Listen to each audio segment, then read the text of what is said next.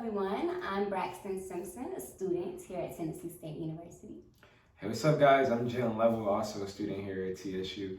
We're coming here today. Unfortunately, the march was canceled I know. because of the rain. But hey, me and Braxton, we're going to speak and we want to have a conversation, a candid conversation, to just talk about a synopsis of what we were going to share at the march. So, Braxton, Black Lives Matter, obviously, we're in the state of emergency for Black people. So much transpiring.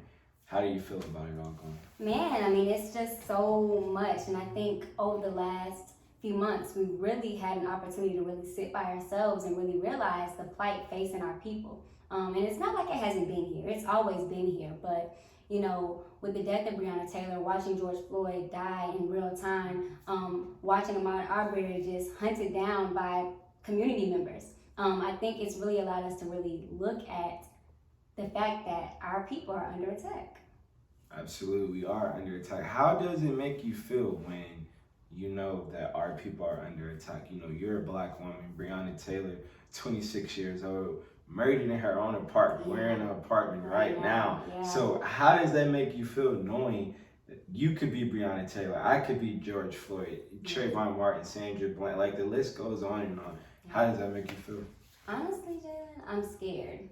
I really am scared. I think about it every single day. And, you know, now that we're, less than 11 days away from the biggest election of our lifetimes, my prayer is that people really get out to vote and they really practice civic engagement because, you know, ultimately, our lives are under attack and we've seen it time and time and time again. We live in a system that is so deeply rooted, that is so hard for us to really figure out where to go next and what to do next and how we can really protect ourselves. I mean, there's so much that affects our lives that are on the ballot. I mean, of course, we see the blatant things like, you know, Breonna Taylor being killed in her home, and it made national television, so it's something that we've been forced to see. But there's also some of those underlying issues like food access.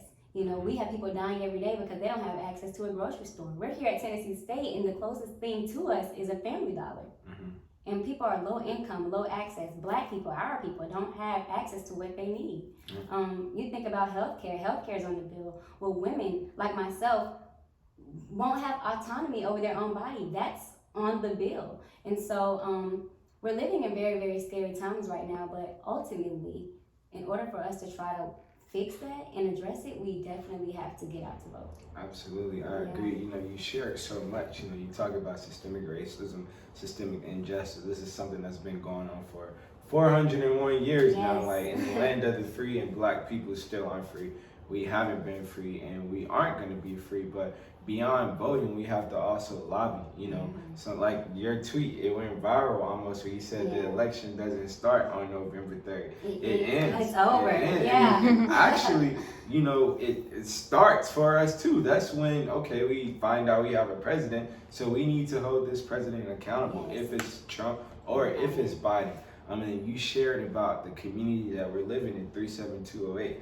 That's the zip code here, the highest incarceration rate in the country. That's super problematic. We have Jefferson Street right here, four major institutions, Meharry, Fisk, Tennessee State, and Mount Zion Baptist Church. That's 4 Black institutions, and in this community, it's the highest incarceration rate for Black men and women.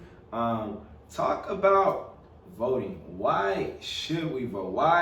Why is it important for us to know who we're voting for? The Daniel Camerons, because sometimes we see a Black face and we think, okay, he's Black, so I'm gonna vote for that. He has our best interest at heart. Exactly. So talk about why you should know the candidate and their policy.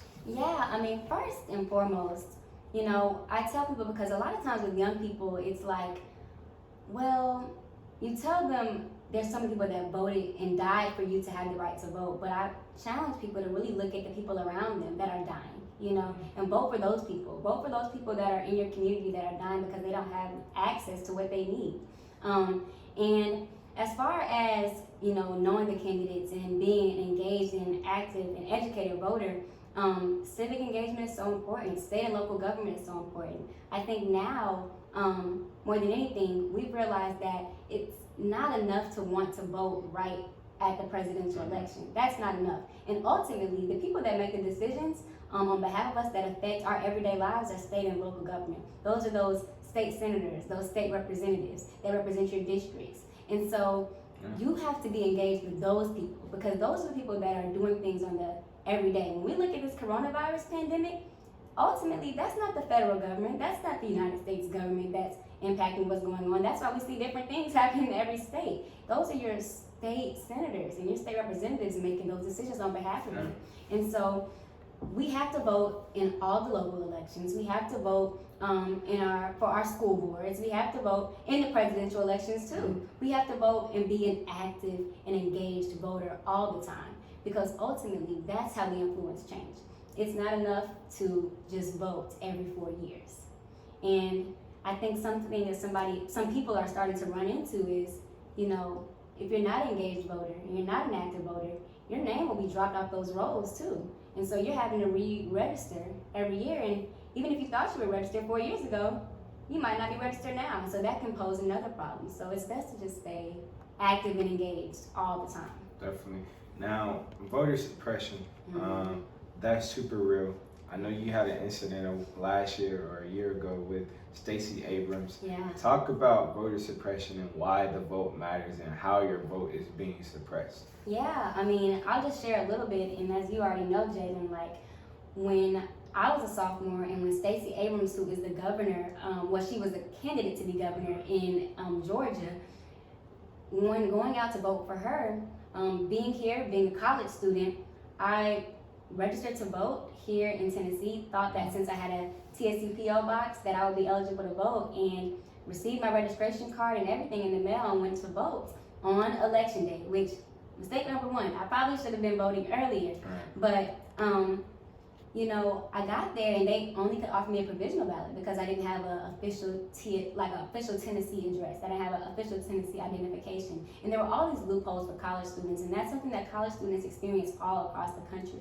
And so is when they get to the polls and they've registered to vote in their home states, but they're also trying to figure out how to navigate that space in their college town. And so that's an experience that I had. I had to actually end up filling out a provisional ballot that I know didn't get counted. And I've been reading Stacey Abrams' book, The Time Is Now, and found out that happened to not only college students all over the world, but Black people, marginalized communities all across the country. And so that were not across the country, across the states of Georgia. And so voter suppression is very, very real, and it comes in so many different forms, sizes, and it's sad, and it's something that's been happening to us as Black people forever. We've seen it through Jim Crow, we've seen it with things like the grandfather clause, we've seen it with so many different aspects where our votes have been suppressed. And I just find it so important now that we have the means to be able to vote. For the most part, because even still are incarcerated. Some people that have been felonies, have had felonies, they aren't able to vote, and having to figure out and navigate that all across the country as well. And so I feel like if we have the right and we have the means to be able to vote, it's our job to exercise it. Yeah, it's your duty. You should want to vote. Now, it's by no means that we go to TSU, and TSU is heavily involved in the history of civil rights and movements, like in the 60s and in the 70s. It was TSU students that integrated downtown Nashville. It was TSU students that marched from Jefferson Street to the Capitol. It was TSU students that really flipped Nashville, Tennessee, and Tennessee in general, right? And today it's TSU students that are organizing and mobilizing and still bringing attention to this. So talk about the importance of HBCU students being at the forefront of this racial change. Last night again, you tweeted Trump, keep HBCUs out of your mouth. Yes. And I thought that was so funny. But talk about that, HBCUs in the history, why we need to be at the forefront. Yeah, I think it's so important for us to be at the forefront. As HBCU students, we lead the way, and we lead the way in everything, and especially when we're talking about things that directly impact the Black community. It's always an HBCU grad, an HBCU student leading that way. So it should be the same way when it comes to politics and when it comes to affecting change in our community. I wholeheartedly believe, like I previously mentioned, that everything on this ballot directly impacts Black people. And the mass majority of this institution and HBCUs all across the country are full of Black people. And so why would I not be sitting up advocating for criminal justice reform? Why would I not be advocating for education? Why would I not be advocating for health? Like, those things are directly impacting our communities and disproportionately impacting our communities. And so it is our job to make sure that we're advocating for our people by all means necessary. And why not get the best of the best, the brightest of the brightest at an HBCU? Yeah. Rex, anything that I left off that we need to cover?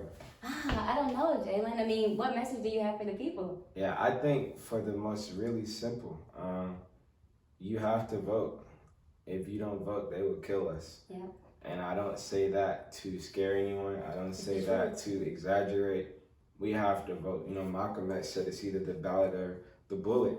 And hey, we've seen the bullet. You know, we've seen the bullet for years. So we have to vote, and we can't stop at voting. We have to lobby. We have to get on Capitol Hill. We have to run for office. We have to have a Black agenda. Yep. You know, I say I'm not voting Democrat or Republican. I'm voting for a Black agenda. Yep. An agenda that's going to progress Black people. An agenda that's going to give us reparations, get us out of bondage, push us forward. So it's extremely important to not only vote, but also stay in tune. Like, after November 3rd, we can't just, it's not an Instagram thing where you just post a black box and then you go on about your day. Like, this is affecting your everyday life. This is affecting the next generation. And, you know, me and you both follow Mietta Glover very well. It's my sis. She's dope. She always says, you know, if there ain't gonna be no justice, there ain't gonna be no damn peace. So we have to continue to disrupt the streets. We have to continue to demand the change that we want, but also, you know, do what our job is and hold these people accountable. 100%. So I'm Jailen, that's Braxton. We sorry that the march couldn't happen, but we hope this conversation could just shed a little light in you, and shout out to the organizers that put this amazing event on. It's dope. We're definitely gonna try to postpone it and be back soon.